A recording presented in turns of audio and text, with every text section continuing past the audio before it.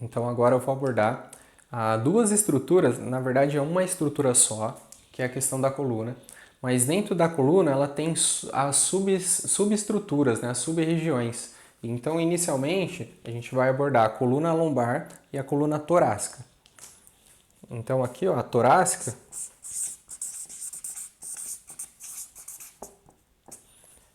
ela foi desenhada para mobilidade,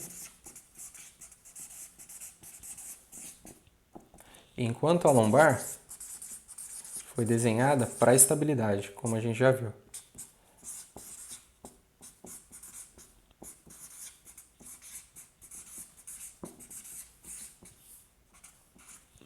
Enquanto a coluna lombar precisa oferecer uma estrutura para que possa haver um movimento no quadril, para que não haja um movimento compensatório, como a gente já viu antes.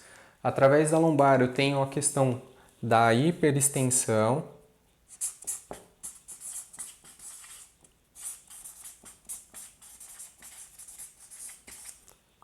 ou da flexão lombar.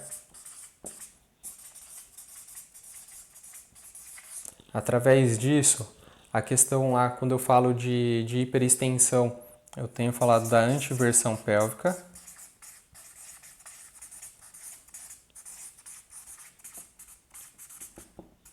E aqui da retroversão pélvica.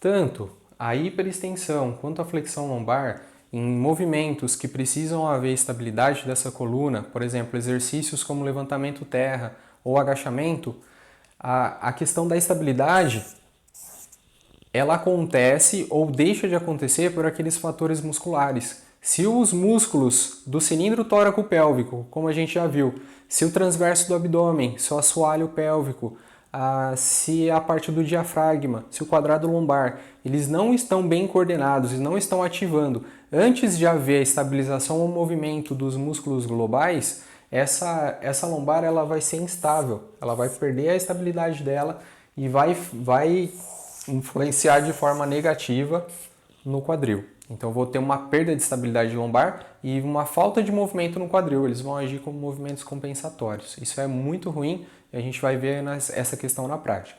Porém, a torácica ela foi desenhada para a mobilidade.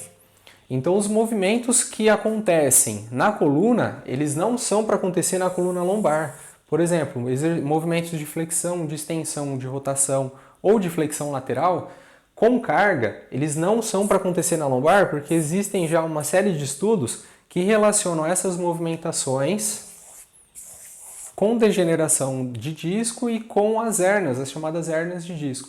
Então as estruturas lombares, elas são desenhadas, né, pensando na relação de carga para estabilizar, para que haja outros movimentos. Então a lombar ela é muito importante naquela questão da estabilização intersegmental e depois dos músculos estabilizadores globais. Pensando nisso, nessa questão da lombar, aqui a torácica, como ela é para haver movimento e ela foi desenhada para mobilidade, qualquer tipo de movimentação ela deve ser voltada para acontecer na coluna torácica e não na coluna lombar. Só que, como eu falei anteriormente, todas as estruturas elas foram desenhadas tanto para mobilidade quanto estabilidade. Então, por exemplo, se eu preciso pegar um pedaço de papel do chão, não tem problema realizar uma flexão da coluna lombar. Essa questão, esses parâmetros, eles são para sobrecarga. Então, se eu tenho que fazer um levantamento terra, se eu tenho que levar algo pesado do chão, o ideal é que eu mantenha, né, o alinhamento lá da minha coluna lombar para que não haja uma sobrecarga nessas estruturas, para que os músculos estabilizadores consigam estabilizar essa estrutura lombar, para dar um suporte para que eu consiga gerar força, para que não haja essa perda de força ou essa força não seja localizada na coluna, mas que ela seja realmente transferida para a elevação do peso, ok? Então pensando nisso, aqui na coluna também, como eu falei, as principais disfunções vão vir disso, dessa questão do excesso de movimentação e da instabilidade lombar.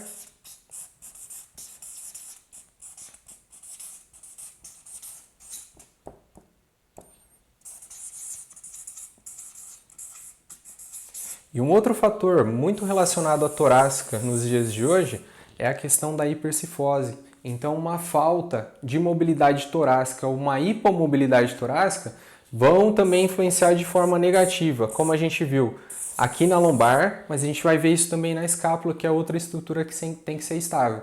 Então, se eu não tenho um bom movimento, se eu não tenho uma boa movimentação na coluna torácica, isso vai influenciar de forma negativa nas estruturas adjacentes, como a gente já viu.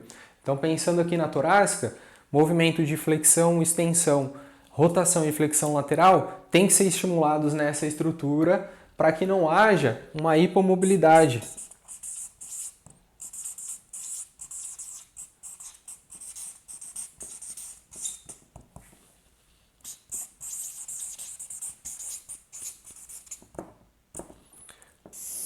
Havendo hipomobilidade torácica, eu vou causar uma instabilidade lombar, que no caso é esse excesso de movimento numa estrutura que foi desenhada para estabilidade, ou uma instabilidade escapular, que também foi uma estrutura desenhada para estabilidade, ok?